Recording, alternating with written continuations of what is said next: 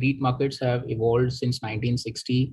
In US, they have been very dominant in 1980 to 1990, when US had actually gone down during the inflation and the depression, which was the second depression which US markets saw at that time, which is where REITs gained high prominence because the properties were available very cheap, and a lot of REITs lapped up good assets, which basically helped the market grow within a decade to $44 billion in just 5 years.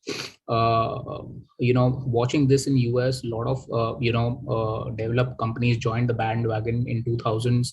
Japan, Singapore, Hong Kong, United Kingdom. India took a lot of time due to its regulatory hurdles, and in 2014 the regulation came across, and India is now live in the REIT landscape. China, of course, has last month listed 9 REITs.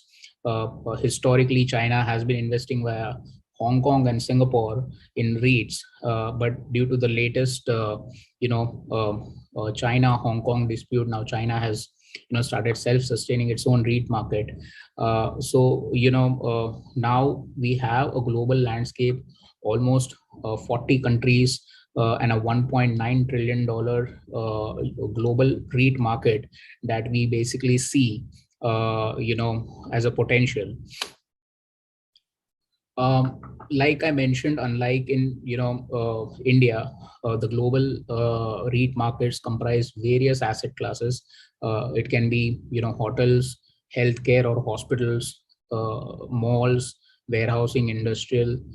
These assets form more than 50% of the REIT assets globally, and the office sector is only a 30% market or a 40% market globally. So the 60% market is all different income generating assets, which shows us that India has huge potential, because right now all we have looked at is only the commercial office market. As far as returns are concerned, the developed economies are giving a single digit yields in 5 to 7% bracket. But if you see Asian emerging economies, they are delivering a double digit return consistently over last 5 years, and they are the best of the REIT markets today in the world. In fact, if you see the top 10 REITs globally, all these assets, the assets owned by these REITs are a mix of infrastructure, healthcare, retail, office, and hotels, and residential also in some cases, because residential as an asset class is far more matured globally. So globally, the REIT landscape is far different from what it is in India today. Which is why we feel as investors, Indian REIT market has a long way to go. So if investors start early investment in this market, it's a parallel to a stock market in future.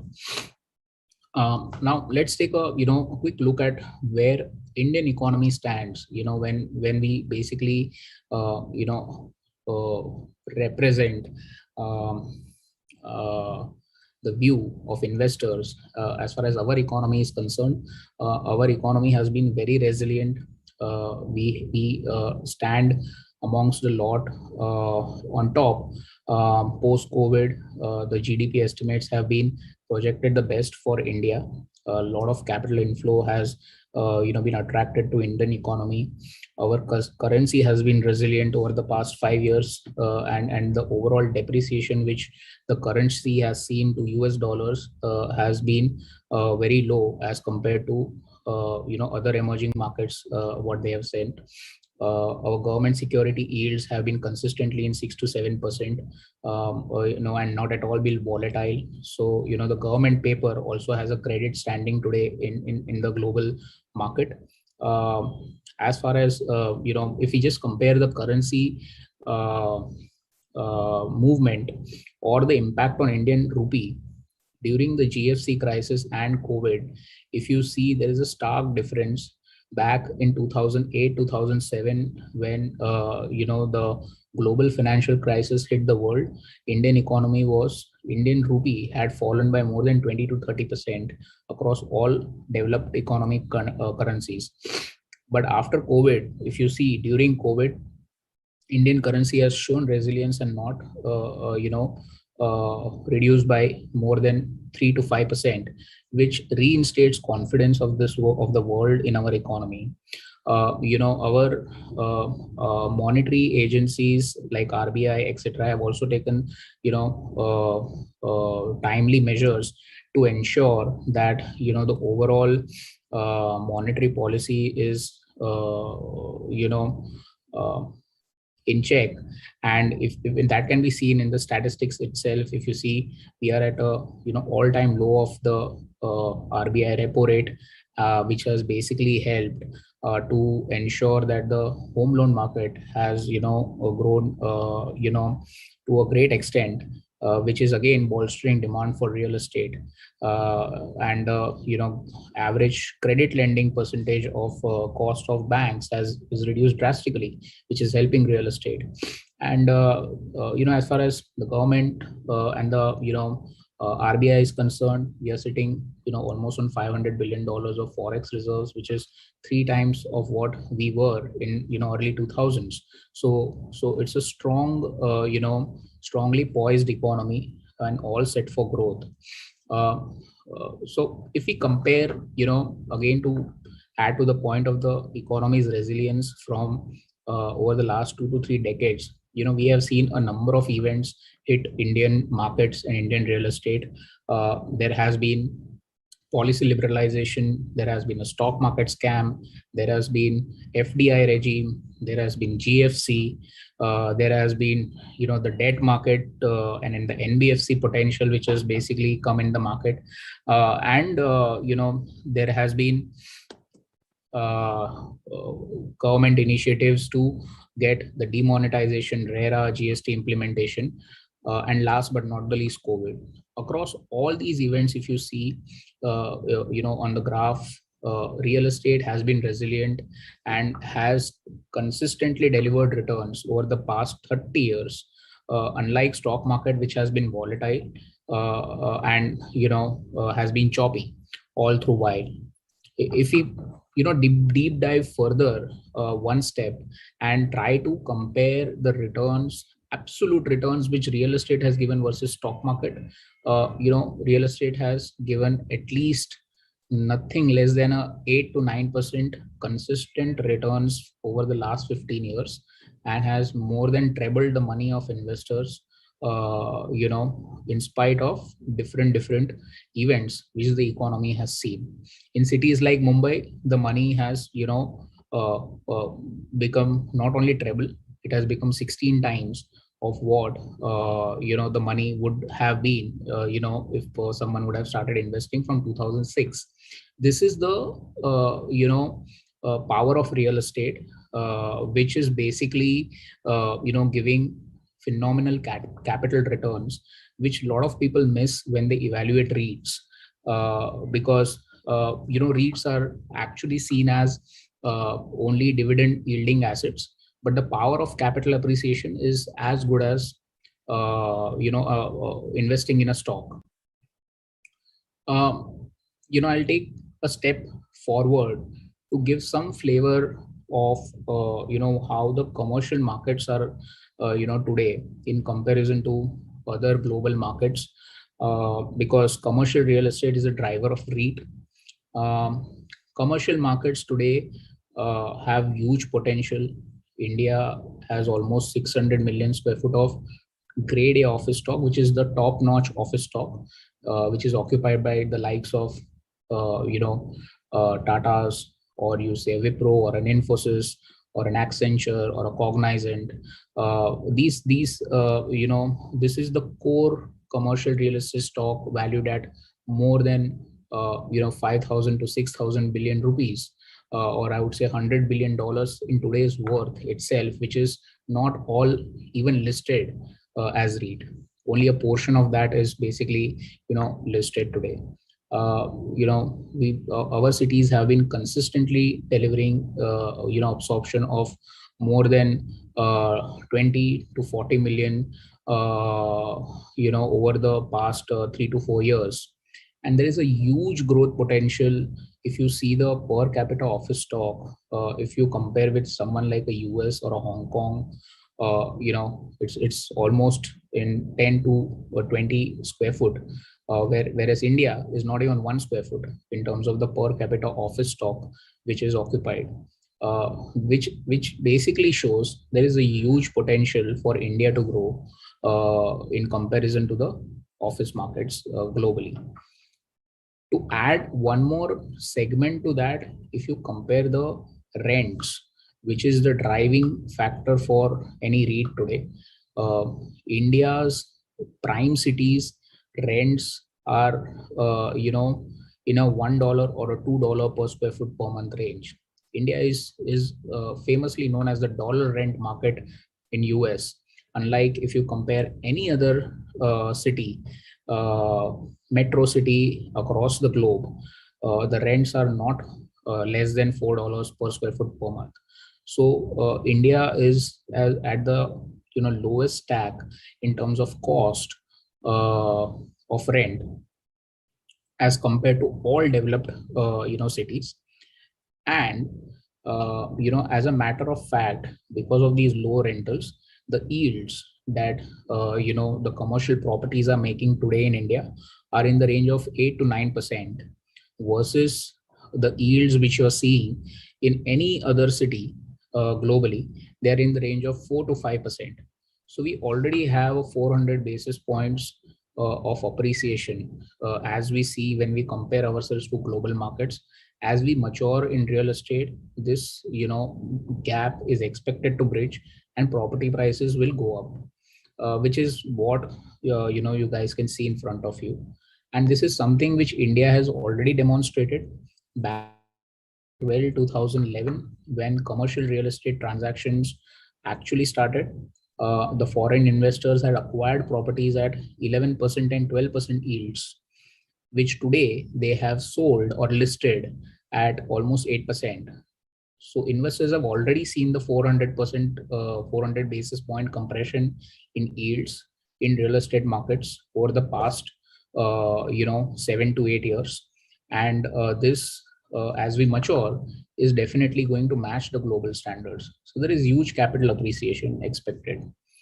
So how do we actually see this capital appreciation to happen in the office sector? uh, it's a very simple answer to that. The answer is there has to be demand, and there is demand. So where does the demand come from? The demand in office sector today is driven by largely IT, ITS, and banking financial services. They constitute almost 60 to 65% of India's office absorption, unlike all other sectors collectively.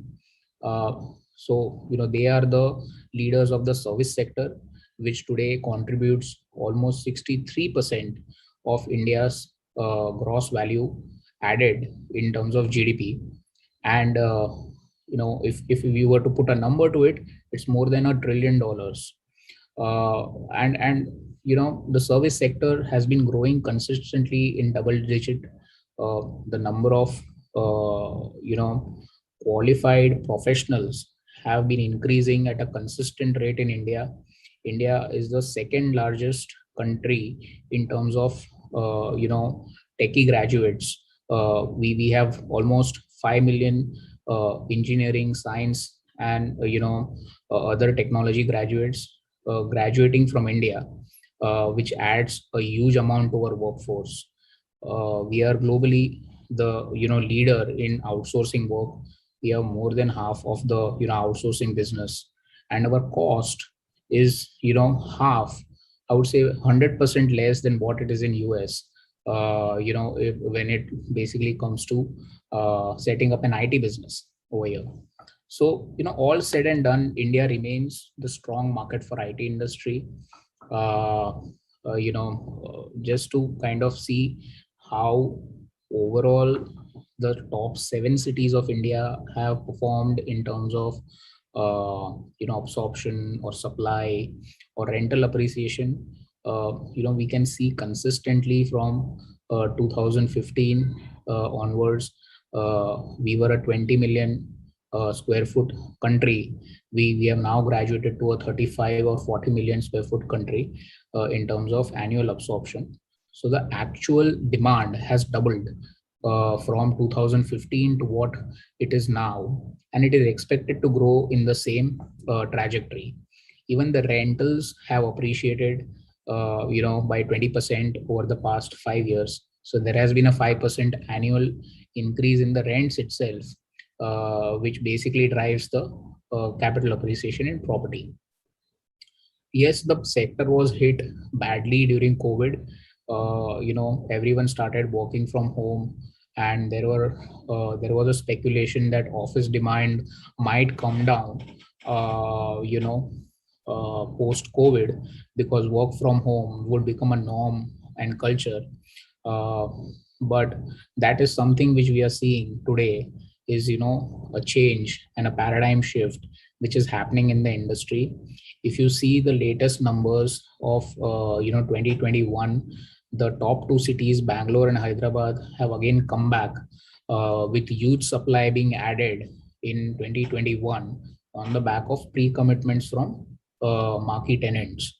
So office sector is again poised to come back, and this demand 65% is again driven by IT and BFSI, which again reinstates confidence that the banking industry and IT industry is set to look at starting operations full-fledged from their offices. Uh, that said, if we look at the top 3 cities, Bangalore, Hyderabad, and Pune, which have been the strong pillars of IT demand, uh, these cities have consistently grown their office stock from 2019 to 2021, in spite of the hit which they had in 2020 in COVID, which reinstates the fact that there is strong demand on the back of these completions, and the absorption has again come back or remained at least to the level of 2020, which shows that there is growth coming forward. It is not going in a downward trajectory. uh, and that is something which we guys can see in the news itself. India being an IT driven country, the IT giants like TCS, Infosys, Wipro, and the likes of them have again started announcing in news that 80% of their employees or 70% of their workforce would start working from office by end of this year. 60 to 80% of their staffs are fully vaccinated, and most of the IT companies are hinting on resumption of office with keeping in mind all the standard COVID guidelines.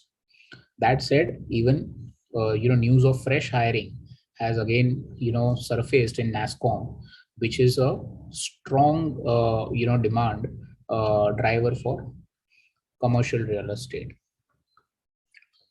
So that said, commercial real estate market looks well poised. Maybe in the another 4 quarters, things might normalize, and again everything would come back to normal. But that said, in the last 1 year of disruption, there haven't been a lot of rent uh, uh, corrections or rent related issues which any of the large developers have faced. In fact, we saw one of the largest REIT listing happen just at the brink of end of or the second wave of the pandemic, which basically reinstates our confidence in the commercial real estate market. uh, just to overall compare where our REIT market stands in versus the Asian REITs. I mean, these are the guys who are actually the pioneers of these REITs in Asia. You talk about the Accendas or you talk about the Keppel REIT, or you talk about the Capita Land, these guys have been, active in the Hong Kong, Singapore market and the Japan market, where they have listed their respective REITs. Uh, if you compare with them, the Indian REITs are huge in terms of the area which they are, having under their belt. In fact, the three REITs which have been listed are in the top five of Asian REITs. So if we see the rental appreciations that these REITs would garner in future, in terms of market capitalization, they would be actually beating all Asian REITs in future. Uh, just to give a small snapshot of the IPOs which have happened, Mindspace or an Embassy or a Brookfield, most of these REITs are backed by long-term leases. These are having assured revenue contracts of at least 7 to 8 years, and almost 90 to 95% occupancy, which basically mentions that there is solid revenue backing these REITs. Once these assets start generating that kind of revenue, the dividends, I think some of these REITs have already started paying the dividends to the investors. And collectively these REITs are only holding like 25 or 30 assets, which is a very small pool in if you look at the larger grade A landscape, which I mentioned earlier in my presentation, that it's almost a 600 million square foot market, and we are talking only about 75-80 million square foot out of that today. As far as the yield which these REITs are offering today at their current prices are in the range of 7 to 8%. But these 7 to 8%, anyone would basically want to compare, how does that basically stand to other instruments or other debt market yields or an equity market yield. So let's take a look at what are the commercial paper trends, what are the NCDs available, what are the corporate deposits available. If you see these markets, these markets have had their high in 2017-18, but commercial paper, because of asset liability mismatches, we've seen the NBFC crisis. These investments have been going down, although their yields are still at 8 to 9%, but no one basically can guarantee the repayment of a commercial paper today. It's very difficult. Same goes for corporate deposit. Good deposits, blue chip companies are offering at 6%, 5%, and corporate NCDs have almost reduced drastically from 2018, largely again because of the asset liability mismatches. So there are no other yield offerings in the market today apart from REIT, which are not only secure, less risk, and high return product.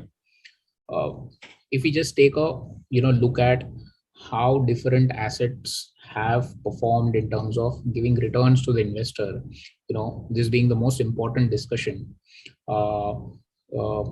we just try to compare how the investors fared during the GFC, which is 2007-2013, after the global financial crisis.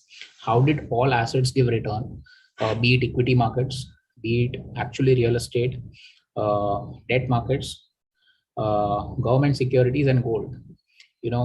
Post GFC, real estate and gold has given the best return to all investors, unlike an equity or a debt market. And if you see the same returns in the last 5 years, which is before COVID, equity market has outperformed, but real estate and gold has still been in this 5 to 6%. The same numbers, if we now compare post COVID, these returns would again increase as the asset values have appreciated over the last 2 years. So that said, when you're comparing the 6 to 7% yield of a REIT across all these asset classes, they are giving a 6 to 7% current yield, of course, which is pre-tax. But if you factor the capital appreciation, which we saw, in the real estate trend line earlier, the actual yields that REITs would offer over a long-term period would be far, far superior than a 6-7% yield is what uh, we feel. So it's akin to equity markets. If you are holding the capital long and patient, it's definitely going to give good amount of returns. So with that said, I would uh, you know end my presentation over here. I have tried to address a lot of curiosity which investors we hear from over how it's a good investment product and why a REIT is a good investment product, which we've tried to kind of uh, explain by giving the fundamentals of our economy, the commercial market, and the comparison to overall investment product yields which are available today for any retail investor or a large investor to invest in. So we feel REITs are a good product to have in portfolio from a diversification perspective, and unlike holding a physical real estate asset, holding a REIT unit definitely would de-risk and de-risk the investor and give him the same returns, or near to same returns of holding the physical asset from a long-term perspective.